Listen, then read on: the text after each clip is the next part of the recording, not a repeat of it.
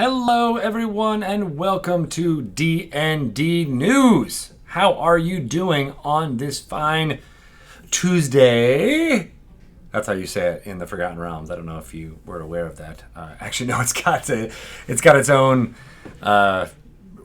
name. It's not even Tuesday, is it? It's good. It's not Tuesday. It's Slobber Chops or something crazy like that. How are you all doing? There was a lot of happenings this past weekend in Madison, Wisconsin, at Gamehole Con, which was awesome. That's where a lot of D&D creators and community members were there, so I hope you got a great chance to commingle and enjoy each other's time, as well as watch all of the streamed shows from that convention that were in support of Extra Life. D&D has been doing this for 7 years, and this year we are knocking it out of the park as far as raising folks money for all of the fun stuff that is able to be given to kids through the Children's Miracle Network of Hospitals. A lot of that going to Seattle Children's here in the Seattle area. We have raised tons and tons of money. I don't want to give an exact number, but I believe it's more than $200,000, which is, of course, dwarfed by our friends over at Magic, who have raised more than $700,000 for the Children's Miracle Network. Most of that is due to their sales of a amazing mashup between Magic the Gathering and My Little Pony called Magic the Galloping. Very funny pun. Everyone is laughing, I'm sure, at your homes, giggling to that. But it is a great way to get people excited about two very strong fandoms, that of Magic the Gathering and My Little Ponies. They've mashed up together in order to help kids by raising more than $700,000, which is a huge amount of money. It's really great. So look for that. I believe there still is a way to get those cards through the Hasbro Pulse system. I don't have the exact link at all, but I do know that is true. So go to Hasbro Pulse. You still should be able to pick up those cards, all of the proceeds of which are going to Extra Life. So you can't go wrong. You get a great product and you help a good cause. So pretty neat. And the artwork that is there for the Magic the Galloping is pretty darn cool. I'm a little bit jealous. I'm not going to lie. How are you all doing in Chatland? I see a lot of fun friends. There's DC, there's TK, there's Obo Crazy. Hi, Ashley. What is going on, Wild Rose Mage? Making it happen? I know several of you were at fun conventions this weekend, but I don't see anybody in the chat that was there for Lucca in Italy. So this is a new thing that Dungeons & Dragons is able to do. We've gone to this new well, it's not a new event or convention, but it is in fact a way to bring Dungeons & Dragons to a lot of different new folks in Italy. There was already a great D&D fandom there, but we were there for the first time in full force. There was a wonderful promotion run by my colleague Anna Vo, and Bill Benham and other folks within the Adventurers League assisted with that. It was called Devil Deals, and it was a way to get people into the world of Baldur's Gate Descent into Avernus through events that were occurring in the medieval city of Lucca in Italy, where Lucca Comics and Games, the event, is held every year.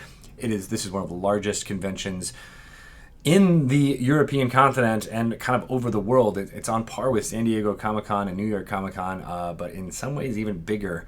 Because it is a central meeting point for a lot of folks in the EU. Like I said, Dungeons & Dragons was there in force. There was a lot of people playing in a epic. It's been told it's the largest gathering for an epic in Europe ever, which is great.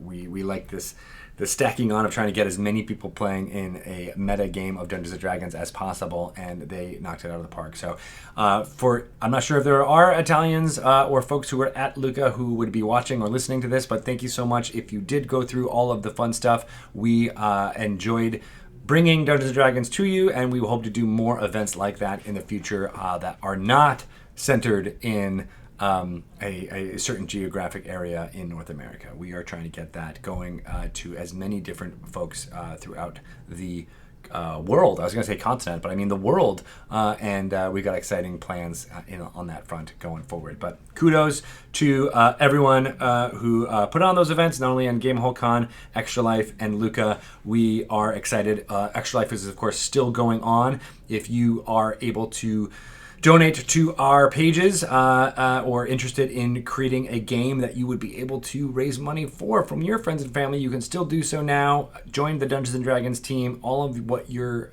raising will go towards our general community sentiment, and it fuels even more donations to the Children's Miracle Network. So make it happen. I, of course, have a few ways to do that through my page. You can do so by donating $100. You can give me 100 words of text that I'll read aloud, within reason. I'm not going to say anything gross or offensive. But if you have any fun shout-outs or in-jokes for your party, that's a great way to spend a little bit of money. I mean, it's not insignificant, but $100 going towards a good cause, and you get some cred with your party to do something like that. I just got one of those donations from username Rain Each on Extra Life, so thank you for that. I need to touch base and figure out what they want me to say in advance. But then you can also donate a larger amount of money to be a guest on Dragon Talk. We have always had a great time interviewing people from the Dungeons & Dragons community about something fun or creative they're doing on Dragon Talk, and I thought, what better way to reward people for donating towards a good cause by allowing them to come on and get their life story as pertains to D&D out there on an episode of Dragon Talk. So we've got 2 of those so far. We'll be scheduling them, I think, in December or January of this year. So look forward to that and making that play out there. Once again, if you would like to donate, like I said, it's not an insignificant amount of money. I think it's $1,500 for a call-in, $2,500 donation for an in-person Dragon Talk interview. But if you've got that disposable income, what better way than to hang out with me and Shelly on Dragon Talk and support the kids by doing so. So look forward to that, and I want to continue to get the word out about that as much as possible. If those sound like something you don't want to necessarily splurge on, there are many myriad ways to support Extra Life for the remainder of the campaign, which will be going through December. We know game day was on November 2nd. That's when a lot of the video game folks played their 24 hours of Extra Life. But it is a year-long campaign raising money for this network of children's hospitals. So you can continue to donate that as long as you can. And then all signs point to us doing this again next year in 2020. And if you donate in January, it's one more thing on top of that. So if you've ever wanted to, and one final thing about Extra Life, if you've ever wanted to play as a benign fish person, not a,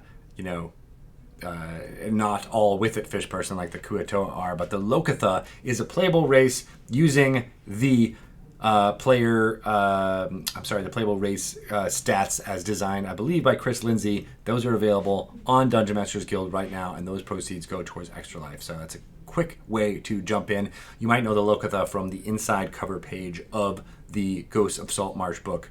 They look pretty sweet, and could be a way to do it. So thanks, everybody. Lokatha Rising, and edited by none other than the amazing Hannah Rose, who is there in the chat right now as we speak. Kudos to all of you. All right, so what's going on in the press? Let's talk about how people are talking about Dungeons & Dragons right about now.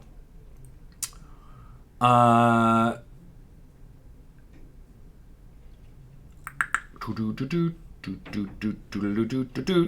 are so many fun things going on in the press. I want to show you some images, perhaps. This one is from Boing Boing, which is always great. So, those of you who don't know, I've been following Boing Boing for a long time, but Cory Doctorow is a novelist and futurist thinker. He started this website. It's kind of basically just what he thinks is cool, and I think he's hired a few freelance writers to write more about other stuff, and that was the case with this article that was up there. What's new in tabletop gaming? What is new, do you think? It is a list of some really fun things, and they, of course, included Baldur's Gate in it, which is awesome. They said, here's the pullout quote, they've been so impressed with many of the D&D titles that Wizards of the Coast have been releasing for 5th edition, but there's a longer kind of delve into what has been going on in the Blood Wars. This author has always been fascinated by it, and he had high hopes for Baldur's Gate Descent to Avernus, and there are some wonderful concepts here. And the they have something to say about the vehicles within it, but they also really made sure to shout out the dice set, which I got to play with at my first session of Baldur's Gate Descent into Avernus on Friday, and I have to say the dice set is super cool. I love all the miscellany within it. I've showed it on here a bunch of times, but being able to handle the actual physical dice was super fun, and I gave a gift of it to my fellow players, so that was great to be able to share the love of all of the fun things going. Gotta have high hopes. Other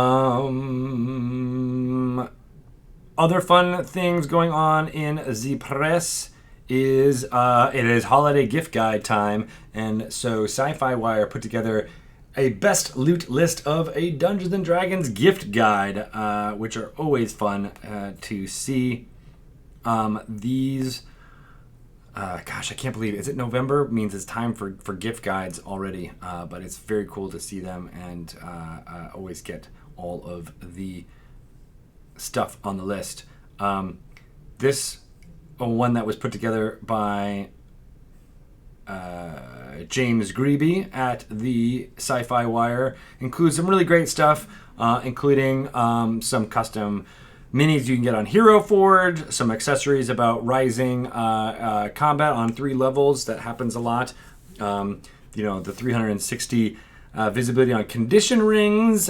These were much more of a necessity or usefulness, I believe, in 4th edition, but I like that they are still here to be able to come back out. There's some D&D candles from Cantrip Candles talked in here. Beholder earrings from our officially licensed partners, as well as some other really great bits, including the Adventure Zone comic books. Art and Arcana is still a perennial favorite for anyone, and of course they have some even great things about what's coming on here. I especially like the commissions. That's on number 12, which is about finding your favorite artist, whether that is through social media or someone who's a friend of yours, and commissioning them. Agreeing to pay a certain amount of money for your D&D character or someone else's character that they can use, whether they can frame it and put it up in their house. Sorry, I'm trying to crack my neck.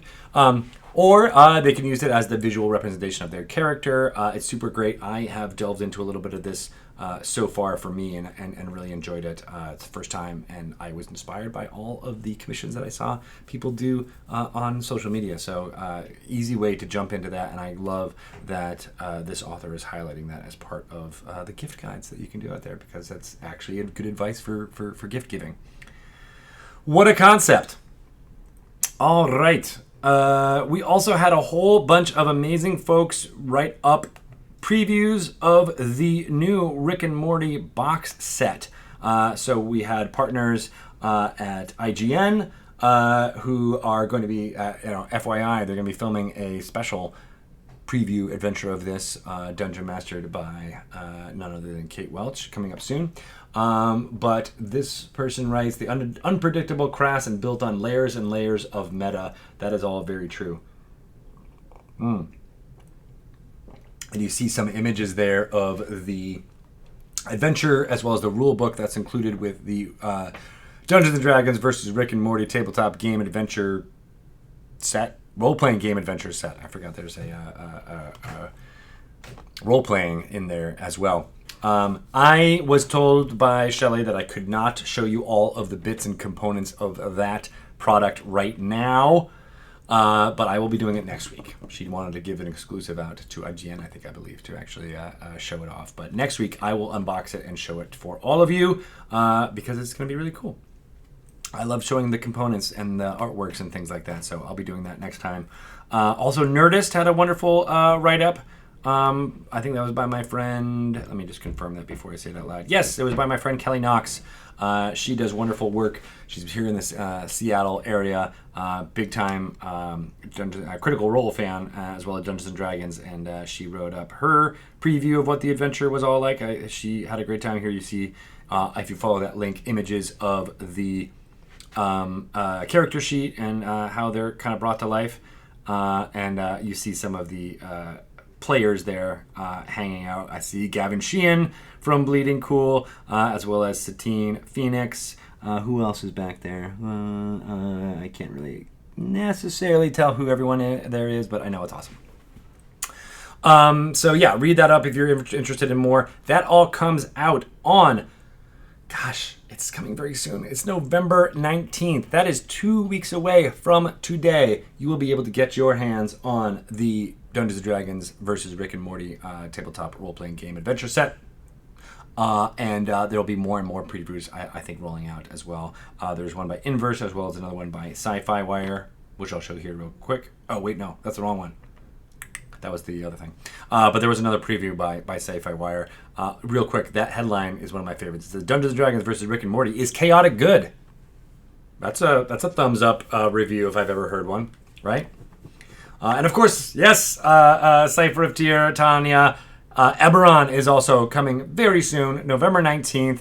To that end, I wanted to talk to you, since we're kind of wrapping up the press stuff, I wanted to talk to you about a brand new video series that debuted today, right now, 2 hours ago, actually. We posted it on our D&D YouTube channel. You can check it out. It is called Dark Lanterns. It is from the producing group of the Saving Throw show in LA. They have done the Ravnica Broken Pact series. Gaurav Gulati, one of the cast members from that show, took on the reins as Dungeon Master, and he's got some really great cast, which I'm going to show to you right now by showing you this preview, this teaser trailer. It's a video preview of the series, the first episode of which is up right now. But so, before I start following up and bubbling, let me show you that teaser trailer and get you guys excited. All right, ready? Here, watch this. I hope the sound works.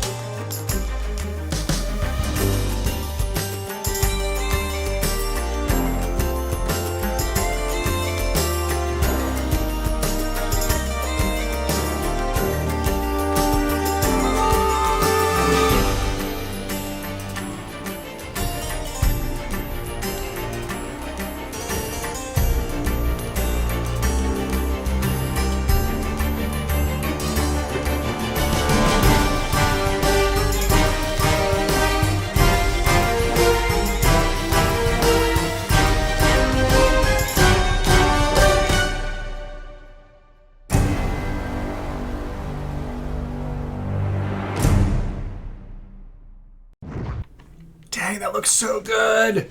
As I said, the first episode is available right now on our YouTube channel. Go over there and check it out. That, I guess it wasn't actually so much of a teaser trailer as it is the actual intro to their show. I love it. I love the feel of modernity mixed with the fantasy tropes. That's Eberron to a T, and I think Gaurav nailed it with that intro. I see Lauren in here, Obo Crazy, says that Saving Throw makes some of the coolest intros for their awesome shows. I think that's because a lot of them work in the entertainment business, and I'm remembering that Gaurav actually does intros and trailers as his job in Hollywood. So he was able to use his expertise to make that really pop, and it looks fantastic. And by all accounts, the first episode of Dark Lenders is badass, and you should check it out. So yeah, go over to our YouTube channel. I think there's tons of links already up there. DC posted it, and thank you for Zool saying that the sound works many minutes afterwards. I appreciate that. By the way, there is no Dana. So cool. Check it out. I am really, really excited about not only this show, but another one that we've got in the hopper that may be coming out next week, maybe here on Twitch. I don't want to spill the beans about that right now, but that also is very exciting. Totally different flavor from that show, but still set in Eberron, using a lot of a fandom that has intersected with Dungeons & Dragons a bit over the last year. And it will be having its expression within the world of Eberron from a couple of really creative folks. I don't want to say a couple, I mean a group of very creative people from the producing group in charge, as well as the Dungeon Master and all of the cast. It's pretty neat. So I will give you more insight on that, but the plan for Dark Lanterns is to release an episode each week. And we'll conclude sometime in January. After that, we'll take some time off in December. But Gaurav is furiously editing and getting together the intros as well as each of the episodes, and we'll be delivering them via YouTube probably around the same time. Let's say Tuesdays around 1 p.m. So you can look forward to each one of those dropping weekly from now on. Check it out. Here's a good question, though. Do we include potential scenes from Dark Lanterns in our D&D Rewind? I'm going to go with yes, even though it won't technically be on the twitch.tv/D&D platform. I don't know. I don't want to lose the chance to kind of put it in there. So I'm going to say yes. What do you guys think? I think so. Good question about spoilers and swag. I don't know the answer to that. I thought it would be coming on soon, but a lot of people have been traveling, going to different type of things, so I'm not sure when the next spoilers and swag will be scheduled. I'll let you know as soon as we know about all that. But very good question. I think people do need some more swag out there, and I'll take that into consideration, because I think next week I will be offering some swag for those of you who are watching D&D news. I haven't done it for a couple of weeks. I think I gave away some awesome what were they? They were mats. They were mouse pads, oversized large mouse pads with the Avernus art on it. So I can give away that. I gave away lots of other fun stuff. We've been getting a lot of great stuff in. One of them is this new sticker sheet that we just produced. There is a lot of cool stuff going on in here. This was, of course, designed by Emmy Tanji. She does amazing artwork, as you know, but she cobbled together a few different pieces of art from a few different sources and put together these awesome sticker sheets. I love the whole design of the sheet, but as you know, each one of these has like a sticker you can pull off. We always like to include the Dungeons and Dragons one so that people can swag out there whatever they want, but generally people do like laptops and notebooks and things like that, coffee cups. Basically, we put this in almost every single one of our swag packages that we sent out. We put in a few sheets of these. So when I say we'll be giving away stuff next week, you will definitely be getting one or two of these sheets of stickers in them as well that you can share, you can give out, you can hoard them on your own. Again, there's a lot of little funny jokes, and I don't know. Emmy is a very funny individual, and she infuses it with her divine sense of humor, and in a way that I don't think I can. So they're very cool, and I can't wait to get them out there. So these are all new ones.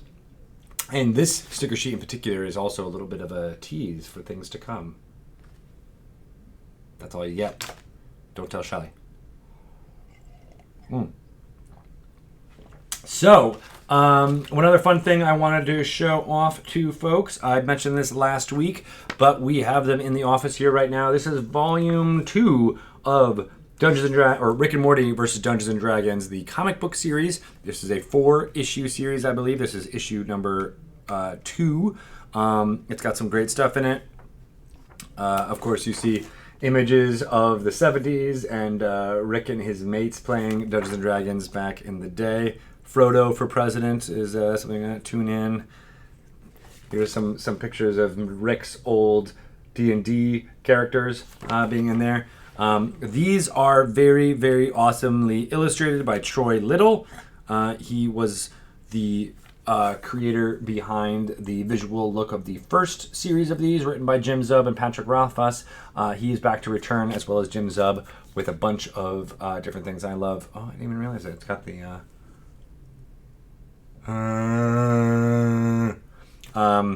good looking stuff there. Oh, that's Rick as a Sararak. Oh, I'm getting that now. There it is. That makes sense. Very cool. I love these comic books, and you should too. They are available, as I said, in comic books right now. There will most likely be a trade version of this with all of the issues packaged into one, but if you can't wait, you're going to miss out on all the specialty covers, as well as the just tactile feel of a soft cover comic book. I think sometimes I prefer over the sometimes hardcover or bound with a lot of different things in there. So check it out when you can. All right. Well, we're a little bit early, but I think I want to show you this week's D&D Rewind. Are you ready to receive the rewind? If you are ready, say, rewind, D&D Rewind. I see it. I see it now. All right. 1, 2.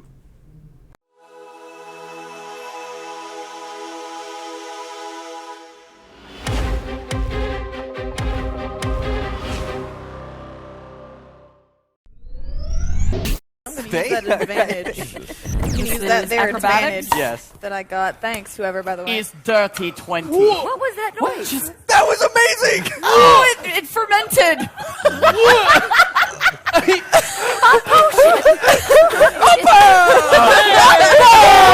All right, Dr. Bonesaw. Get your potions under control, okay? Higher, better assassins, all right? You have to try better than that. Oh, my God. Ash, what is your workout routine for those carrying knock-knock games? Well, okay, so first you gotta do a lot of deadlifts. Oh, God, no. Too soon. I didn't mean it. I actually didn't mean it at all. I was thinking of, like, what would be the actual workout, and now I just feel bad. So, like, never mind. I think I'm sorry. Okay. Wow. New guests. Oh, welcome. Welcome to the Wandering Emporium. Just 1 second. And he picks up one of the arms and slices it off and begins flaying it with his cleaver. Excuse me, I don't have a problem with making use of, things after they're gone, but did you just kill them? Oh, yeah. No. You didn't see the sign? Just a sec. When do I see the sign? Because I can read the sign. So he will pick up the bone and is nailing it to that sign as an exclamation point. The sign in Infernal and all the signs say the same thing. They say, all are welcome here. No fighting, no spell casting, no exceptions. No fighting. No spell casting. That's the rules. You all stay calm and we'll be all right. You see the sign. Enjoy your stay. What can I get for you folks? Hello, my name is Perigor. Hey, Perigal. Do you know this book talks? I don't think it does. We can't hear the book, can we? Talking? Can we? No, you can't hear the book talking. What's your name? It says on the front cover, I'm the Book of Derelict Magics. Nice to meet you, Book of Derelict Magics. It's all right. Sorry, am I just having a conversation? I'm just having a conversation with a book, but I don't want to be rude because you can't join in. And can I insight check whether Perigal has just gone mad? Sure. Yeah, has Perigal been cursed? I'm going to guidance myself. Yeah, fine. That's a 20. Perigal's fine. Okay, yep, seems fine. Just one of those talking to books kind of days, I suppose. Yep. Seen only mad, crazy people do that. Well, that's not Perigal. No. Perigal, what do you want to know? oh gosh, well, what don't I want to know? And even though the wind is whipping around you and all those crystals are screaming past you, you can hear the beasts on its back all shouting. It's a crazy mix of screaming and shouting Molochian. So it comes within the 30 foot? It does. So my ready action goes off? It does. What happens? So Yorman sort of sees this creature as it sort of lumbers forward and hears all of those creatures like sort of kittering and yelling and shouting on its back. As he does, Yorman sort of takes a deep breath in through his nostrils. And as he does, he goes...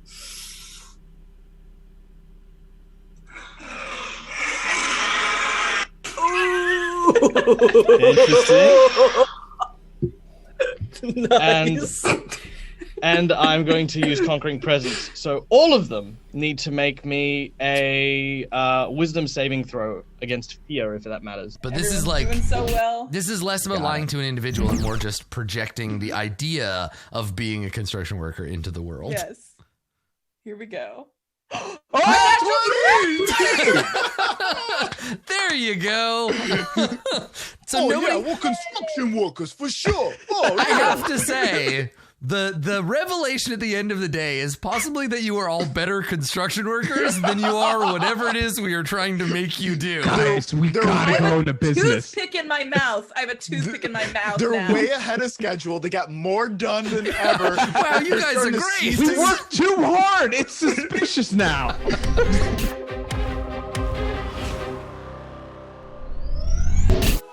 Oh man, such good stuff. I, as someone who's been getting a lot of work done on my house, that construction worker joke, it's true. It's funny because it's true, people. Good all around. I love to see the D4 from Gamehole Con was super cool to see. I don't know how that happened with the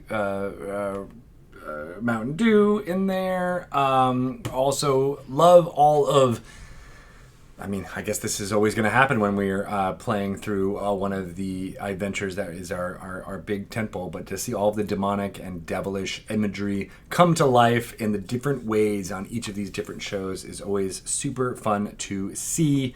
It was great to see Tutaru. I love the shouts of Tutaru each time that she appears, and everything Ruben was doing for that Broken Pack show looked really super cool. And I don't know, all around good stuff. If you would like more of the favorite clips from your favorite show on twitch.tv/D&D or on the D&D YouTube channel, you can do that in a couple of ways. You can create a clip in Twitch using the Twitch interface. It's pretty simple, just to say like start here, end here, and craft that for social media, and then you can send it out there and maybe even tag some of the creators or people who are in that clip. The more views those clips get, they will be risen to the top for our illustrious editor, Steve Sprinkles, to take all that data and edit it together into a D&D Rewind for this week. Not sure exactly how that will work with YouTube shows, but I think you can find a way. Those of you out there who are industrious in the videos can figure out a way to link to a direct moment, perhaps in YouTube, share that on social media, get more people excited about it. I will definitely be doing that for the Dark Lanterns shows going forward, but always fun to see what happens on D&D Rewind each week. We'll be back next week with another one of those. Okay, so we don't have any Adventurers League news or Dungeon Masters Guild news, but you should definitely check those out. The new season of Adventurers League is underway, season 9. You can find out all about that at adventurersleague.org. There is tons of fun stuff to jump in and start playing. It is our play campaign in which you can create a Dungeons & Dragons character and take it to any other individual events, such as a friendly local game store or a convention, charity event, even your own home, and figure out a way for Adventurers League to continue. There are a wealth of adventures that will be created for the season 9 that is in Baldur's Gate Descent into Avernus. There's also another season coming out, which I believe is called season 10, that will be about Eberron: The Last War. That one is a little bit different of a campaign in that it has a beginning, a middle, and an end. It is not going to be ever going on. Once your character finishes that arc in Eberron, that arc is over and that character is no longer available. You could, of course, play again with a different character through that same arc, but it is a new experiment by the Adventurers League team to come up with a kind of a finite storytelling, satisfying end for characters through the Adventurers League campaign, similar to the way Dungeon Masters do with homebrew campaigns, having kind of an ending point kind of built into the story. That's what's happening with that season of Adventurers League. So check it out. I mentioned Dungeon Masters Guild a little bit through that. That's where you can find the adventures that are in and a part of all of the seasons. Season 9 and the forthcoming Season 10 are the newer ones that are going to be released right now, but there are several seasons of bite-sized, small adventure content written by the Adventurers League team and the admins, as well as many freelancers, many of whom are in the chat right now, who have contributed to writing and or editing a lot of those adventures. They're super cool. I always want to point people to them if they're looking for small bite-sized adventures to play in a session or two. That's a great resource. There is also, of course, a wealth of other outside third-party creations on the Dungeon Masters Guild, because it is the only place that lets you publish D&D 5th edition creations for fun and profit.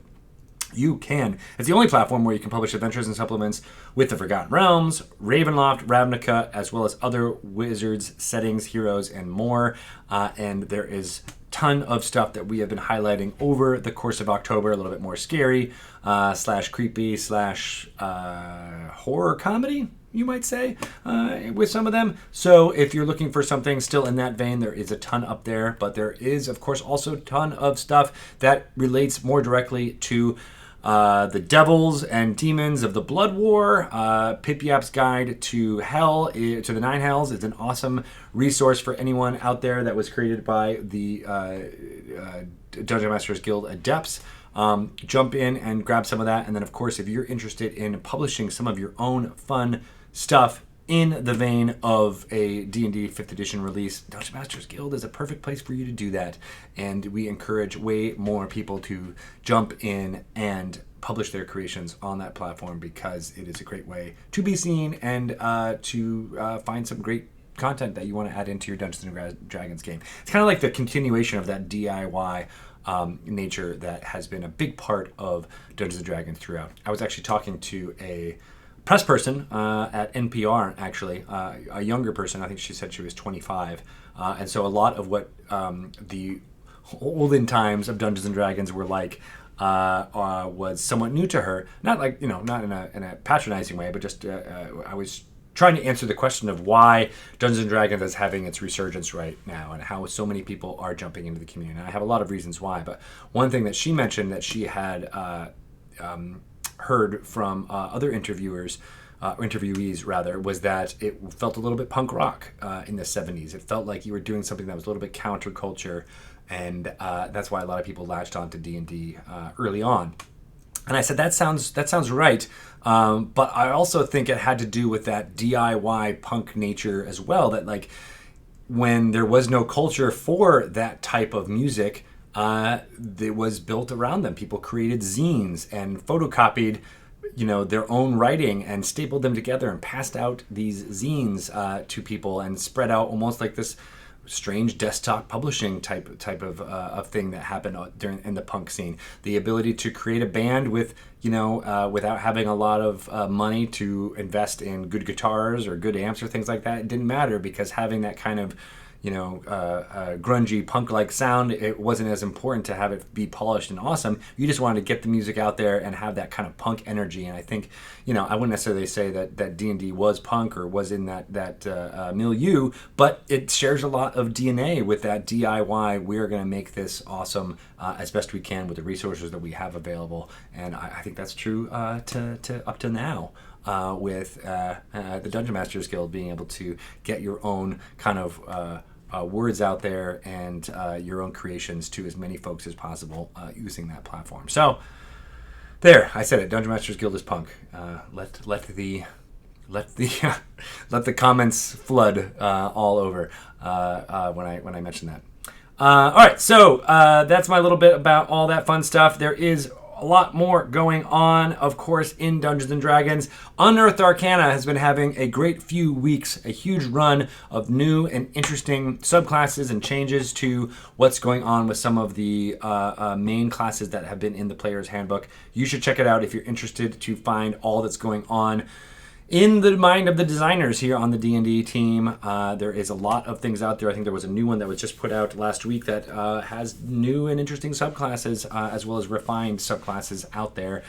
So if you're interested for a new flavor, now's the time to download that, look at that content. It's a wonderful PDF, and give us some feedback. I don't think this is necessarily punk, but the idea that Dungeons & Dragons isn't just made by the people in this building. It is made by the players and the folks in the community who provide that feedback and let them have some ownership over what is popular and what is not, and that is what ends up being into the published books. These Unearthed Arcana is a great way to continue that mindset from the D&D Next playtest in 2012 and 2013, leading up to the release of 5th edition in 2014. So we need your feedback. Download Unearthed Arcana if you're interested in any of what I just said, and take the survey and let us know what you think. All right. Another way that you can jump into our community is to download Dragon Plus. It is available on your phone right now. Issue 28 is out. There are tons of amazing articles within it. Matt Chapman, who you just saw in one of the clips from the D&D Rewind. He is the editor-in-chief of Dragon Plus, and he's been really knocking it out of the park. There is a D&D versus Rick and Morty interview with Jim Zub, Troy Little, and Kate Welch in there. There's some concept art for the Infernal War Machines with Adam Lee and Sean Wood talking it through. There's a creature feature on the Thessalar, which is a brand new 5th edition stat block. There's also the Neo Otiug in there with a stat block. There's an interview with artist Kayla Klein on her process. Jason Thompson, creator of these cartoonishly hilarious maps of our adventures. He has a map of the 9 Hells. Check it out in Dragon Plus right now. There's some stuff from the classic days of Dragon. The Alchemist is a class that was in Dragon number 2, number 45, and number 49, and that is repurposed and shown to you here in Dragon Plus. There is so much fun stuff. The app itself has been updated recently, so the newer issues will have no problem. If you go back to some of the older issues, they might not have yet been populated in there, so I don't want to oversell it, even though there are 28 issues of Dragon Plus out there. We are slowly going forth and repopulating them into the kind of new framework for the app, so check it out if you can. Little nepotiz. Are you saying that I am punk? I'm certainly. I have a sweater on, a V-neck sweater, for Christ's sake. I am certainly not punk, at least right now. But anyway, we talked about Extra Life already. There's amazing stuff you can do still with that. I mentioned some comic books written by Jim Zub, but there's another one coming on November 30th, which is called Dungeons & Dragons Infernal Tides. This is the crew from the Legends of Baldur's Gate comic book series. It is them going through what's going on here in the Baldur's Gate Descent into Avernus. So Minsk and Boo, as well as all the party members of that group, are going through, and some of the artwork that I've seen. The artist, Max Dunbar, Spoil on Twitter, looks amazing, and I can't wait to see it in full colorized form. Jim Zub has been really knocking it out of the park with the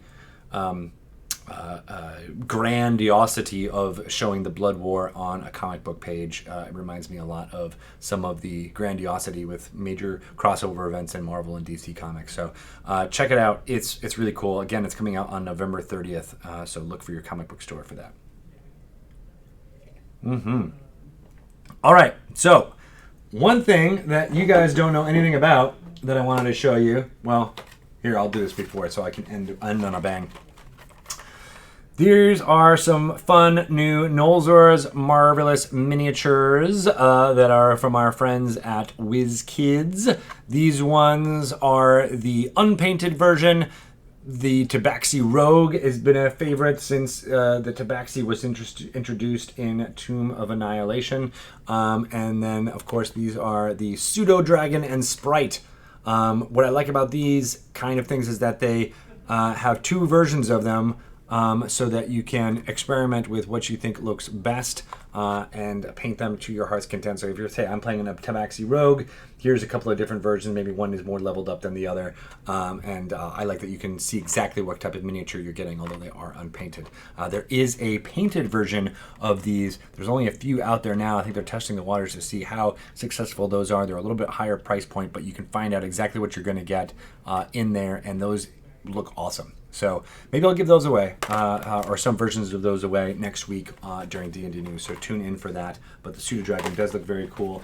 But I also wanted to show the Land Shark, the Bulette. There it is in all of its glory. Even though it looks like it's bursting out of water, it's not. You can paint that to look like Earth. But the Bulette is one of the most feared mid-level monsters that your characters can encounter. Those are available now in game stores for coming out soon. I will now be showing you an amazingly fun thing that I don't think anyone knows about. This is going to be in stores within 2 days. We're not sure if it's going to be available right now. Some stores might actually have it on store shelves, but definitely within the next few days, our friends have a much different way of knowing when it's going to come out. But this is a very exciting thing. Some of you might remember a product similar to this came out around 20 years ago. It is a combination of a very well-loved board game with the Dungeons and Dragons characters that you know and love from Baldur's Gate Descent into Avernus. So this is not generic in any way. This is definitely themed with what Dungeons & Dragons 5th edition is right now, as well as an iconic board game out there. So let me show you this. Dun, dun, dun, dun. Trouble in Baldur's Gate, it says there up above. So many of you have played Clue, I'm sure. It's the classic mystery game back in the day. This is a Dungeons and Dragons themed, but again, it's not just generic D&D. It is very specifically themed for Baldur's Gate Descent into Avernus. The characters that you're able to play with are ones that you will recognize. Here, I'm going to show you the back of the box before I start opening up this the actual thing. Or maybe I'll just show you this. This has got like a kind of a lineup. So yes, you can, instead of there being Professor Plum and Miss Scarlet, you can play as these characters: Minsk and Boo, Slobberchops, Lulu, other characters here. I know their names on the top, but I can't recall them right now. And I will get them very soon because you can see their pieces right now. But it is the classic Clue gameplay type thing. Here are the pieces that you'll have here. Of course, Minsk and Boo is in purple. Slobberchops is white. You're trying to find within Baldur's Gate, and I'll open the box right now. Because the locations are all Baldur's Gate specific. Ta-da! So you have the Basilisk Gate, Worms Crossing, Low Lantern Tavern, the Docks, the Wide, the Undercellar, Dungeon of the Dead, Van Thampur Villa, and Little Calimshan. All of these are the places that you can visit. And the gameplay is still very similar. You are able to go to these things, discover who is the person. I'm gonna not fold this up on air because I'm gonna break it. And the actual murder weapons are in here. They are small. Here's a bow. This is a small claw. It looks like. This is a bell or a censer. Here is a mace, a little pewter mace that's got a, I don't know if you can see, it's got like a lion's head shape on it. I'm not doing good. Here, maybe I'll do it more in the center. And there you go. Can you see that? Little lion's head shape, or maybe it's a dragon. No, it's a lion. It's got a mane. And here is a scimitar, or a curved sword, rather. And then here is more of a two-handed sword with some spikiness types of thing on it. So these kind of cool metal pieces are included in here. Same similar gameplay. You figure out who is those three pieces of information, who did it, where they did it, and what murder weapon they used with. And then they have the same kind of worksheets here that allow you to figure out if it was Silvira Savicus, Rhea Mantlemorn, Minsk and Boo, Slobberchops, Fallister Fisk, or Lulu.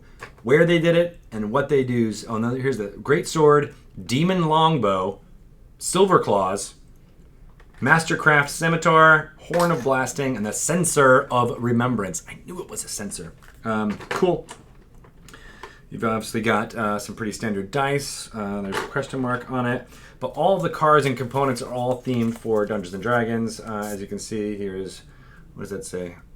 A beguiling offer. Dun, dun, dun. So all of these are things that can occur to you when you're doing it. Here's the artwork for some of the characters. And I like that there's some things. Here's, like an anonymous tip. Roll a 2 or better to investigate an anonymous tip. On your next turn, roll the die twice. Pick the higher roll and move that number of spaces. That's kind of cool. There's some fun things about that. So yeah, again, the same basic gameplay of how Clue is played, but it's all themed for Dungeons & Dragons, Baldur's Gate, Descent into Avernus, especially, which I think is very neat. So yeah, this is it. And as I said, it's available now-ish. We are pretty sure that most stores will have it available within the next few days. But as most are pointing out here in the chat, you can find it on Amazon as well as on the Barnes & Noble websites right now. So yes, Jack's not funny. It was Minsk and Boo in the Low Lantern Tavern with the Censer of Death. Dun dun dun! All right, that is super fun. It is from our friends across the pond or across the continent, and we're really excited about it. So jump in. It's a great way to draw in people who may not be fans of Dungeons and Dragons but know and love the gameplay behind Clue. It's a great way for families to come together to learn about what is cool about the setting of Baldur's Gate and bring it to life. And maybe you'd be easier, if they jump into this, you can maybe then play Betrayal at Baldur's Gate, which is a fantastic game that uses the Betrayal at House on the Hill rules to explore that city. And then maybe on the slide you can be like, we should be playing some D&D and convince everyone to join. But it is a great way for families, I think, in combination with the D&D Clue, in combination with the Young Adventurers guides that are being created by our friends at Candlewood Press, not to mention Dungeon Mayhem and the Pick Your Path adventures that are written by Matt Forbeck. Great ways to get the young and families into playing D&D, which I think is fantastic. All right. Hopefully that will show up on a lot more GIFs going forward. How many of you all have been playing through the amazing editions on Switch as well as on, the Nintendo Switch of and an Xbox 360? I was going to say Xbox 360, but it's actually Xbox One and PS4. All the versions of Baldur's Gate 1 and 2, the enhanced editions, Icewind Dale, and Planescape Torment. I am very excited to jump into them. I love those games back when they came out. I played them to various levels of completion, but I'm excited to get them on my Switch. I have a long plane ride ahead of me, so I am excited to be able to have that Switch in front of me and play some of those really, really classic PC games in a handheld way. And you guys should jump in and try them if you can. They're a great way to get hype for Baldur's Gate, along with this Clue, along with the adventure, to get everything excited as we wait for the release date for Baldur's Gate 3, which should be coming out very soon. I mentioned Eberron Rising for the Last War a couple minutes ago. That is coming out on November 19th, as you know, but there is an awesome gold edition coming from our friends at Beetle and Grimm's Pandemonium Warehouse. They are the makers of the Platinum Edition of Waterdeep Dragon Heist, the Sinister Silver Edition of Ghosts of Saltmarsh, and the Platinum Edition of Baldur's Gate Descent to Avernus. Those are shipping out right now, and folks should be able to receive them very soon. But they also talked about this Gold Edition, which, if you're following the metallic ranking, if Platinum is the best and the most complete, Gold is in between that and the Silver that was released with Ghosts of Saltmarsh. So check it out if you can. I can't wait for people to jump in, because I think having the tactile things, even as I was going through and looking at these things for a clue, I'm like, I wonder how I can use that in my D&D campaign. I love having just little kind of tiddly bits additions, but it's really, really kind of cool, and I like having gold and silver editions that are of a lower price point than the platinum editions for fans who might love that type of thing but don't necessarily have the ability to jump right in. And something as Matt Lillard has said about Beadle and Grimm's stuff, and I certainly do agree with it. It's a much smaller investment to than say, like, going to movies once a month for things. If you're going to get the enjoyment that you get out of a weekly D&D campaign, pool that together, buy it all as a group, so it's not just on the burden of the DM or one player to absorb that whole cost. But they also know that it is not for everyone, so it is really kind of cool to see them show these different levels of platinum, gold, and silver. And I hope the Eberron one is to your satisfaction, because the Platinum Edition for Waterdeep Dragon Heist have been fantastic. Did I show the Be-Do? What's the Be-Do? I don't know what that means. Duck squash. Please tell me. Tell me one more time. But as I was talking about the...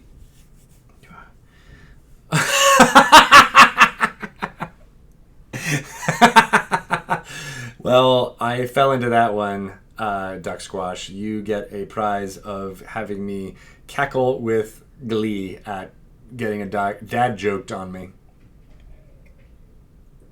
All right. On that front, I'm going to end it all with you checking out this Dark Lanterns. You know what? No, I'm not going to do that. I'm going to do something else, because I got word last week that Dungeons & Dragons earned a Marcom Award, a gold Marcom Award, for Dungeons & Dragons Live. D&D Live 2019, The Descent got a Marcom Award. We're really excited about it. We received the Platinum Marcom Award for The Stream of Many Eyes the previous year. Very excited to be recognized again for a gold, and to get everybody, I'm going to totally tell that joke, but to get everybody kind of remembering what it was like as the first introduction to everything that was going on with Baldur's Gate Descent into Avernus. Let's check out what happened at D&D Live in this quick little sizzle reel one more time, just to pour one out for the Marcom Gold Award. Here we go. Hey everyone, welcome to The Descent. This is a yearly event where we come together and we stream Dungeons & Dragons and we play Dungeons & Dragons and we learn about new amazing things that are coming out. The main thing that's kind of kicked everything off, which is the announcement of Baldur's Gate Descent into Avernus, brand new adventure. It is D&D meets Mad Max Fury Road. It starts in the city of Baldur's Gate, and from there you are drawn down into the depths of hell. We have been having live games on the main stage themed around Baldur's Gate Descent into Avernus. No, Gary didn't want me to hit that one. This is the Gary Gygax die. I just rolled a nat 1. So, do as you will. You try to go shatter, and you guys can hear it, but it's on the other side of this noise that is happening. You see him kind of shake his head and shake it off. He keeps kind of moving his gaze from one of you to the next. You betrayed everything that we were, and now we're doomed to be here forever. In the arms. Crit.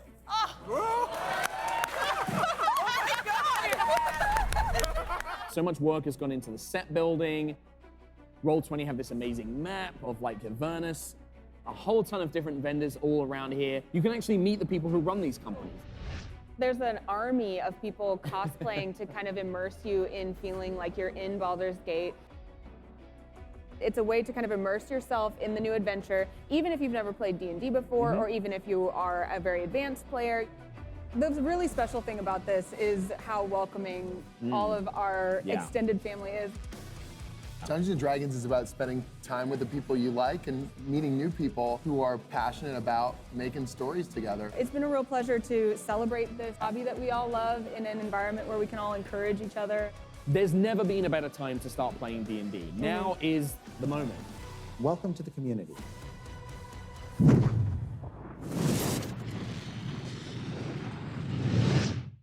Yes! Love all that. I love seeing it. Again, just having all the imagery from D&D Rewind come to life here in that was fantastic. So thank you again to everyone. Really excited about the recognition that events like that get from the outside world, but it really means the world to me that everybody even here in chat is saying how much fun they had at the event. I'm looking at you, Jack. Thanks for that. But really great stuff. We hope to do you proud in 2020, and we shall be doing even more like that going forward. You guys are the best. Thank you for watching D&D News. I am available on Twitter. I'm at Greg Tito. Give me a shout out there if you're interested in learning more. But in the meantime, watch all of our fun stuff that we've got here on twitch.tv/DND and on our YouTube channel at DND_Wizards. And don't forget to check out Dark Lanterns on there. The first episode looks pretty awesome. Thank you, everyone. I'm going to close you out by watching that intro one more time, but I'll see you later. Thanks a lot. Bye-bye.